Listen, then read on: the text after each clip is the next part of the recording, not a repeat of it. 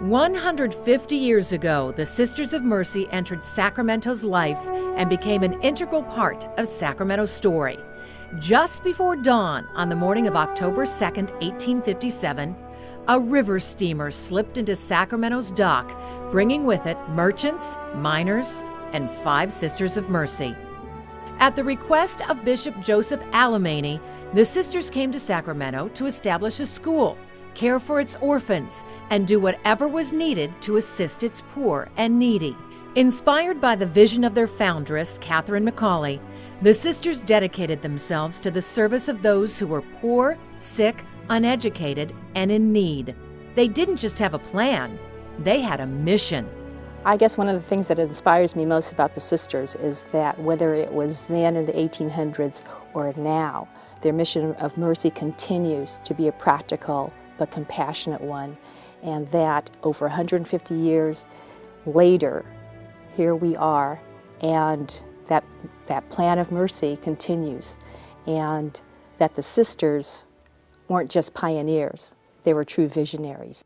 At age 25, Mary Baptist Russell, California founder of the Sisters of Mercy, and 7 of her sisters left Kinsale, Ireland to respond to the needs of pioneer California. 3 years later, they came to Sacramento, and in spite of both physical and financial hardships, they opened St. Joseph's Academy, established the Catholic Orphanage of Sacramento, and provided a safety net of social services for those in greatest need. St. Joseph's Academy offered women a challenging academic program, commercial training, boarding school accommodations for daughters of rural families, and a belief in the value and importance of women's contributions to society. Over the next 150 years, the sisters expanded their ministry to include more than 14 elementary schools and 4 high schools. They provided a curriculum blending academic excellence with character formation.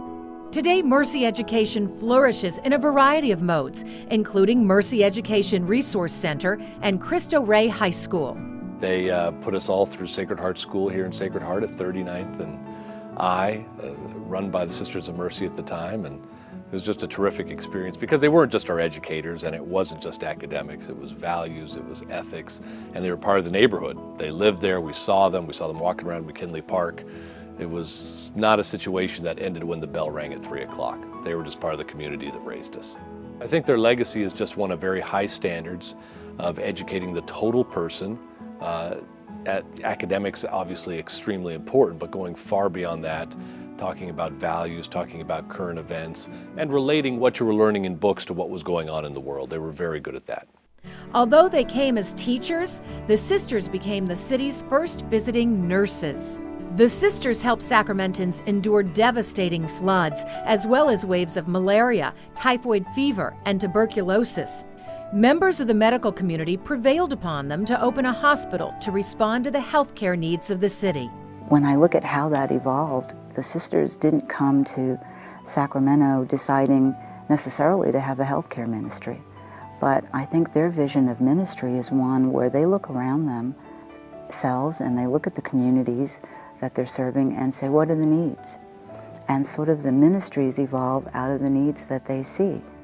In 1896, Mater Misericordia Hospital, known as the Sisters Hospital, opened at 23rd and R Streets.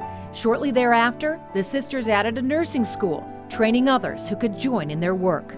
What's so impressive to me is how these women, though they were small in number, they looked and saw what their communities needed.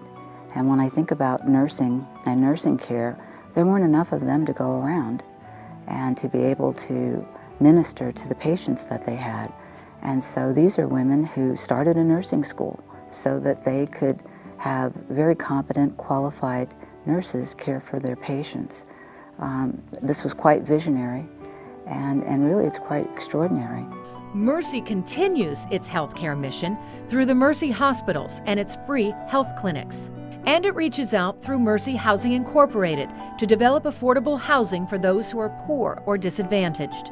Grateful for God's mercy, the sisters offer spiritual refreshment and words of hope and encouragement through their many pastoral ministries and Mercy Center Auburn.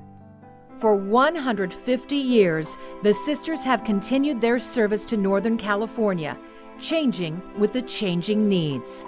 I think our ministry today is two-pronged, basically. There is certainly the emphasis on direct service, which will always be there. But also, I think a more focus that we've had in recent years is the whole area of advocating for those who have no voice and working on public policy. And that, I think, is where our partnership with others has come into being, because certainly we cannot do this on our own.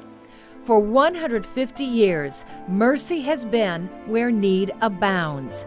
Its past is a promise that Mercy is the same yesterday, today, and tomorrow. What we know for sure, that where there is need, there is mercy. And the challenge is to continue to respond to the changing needs of our city. And as Sisters of Mercy, we want to make that commitment.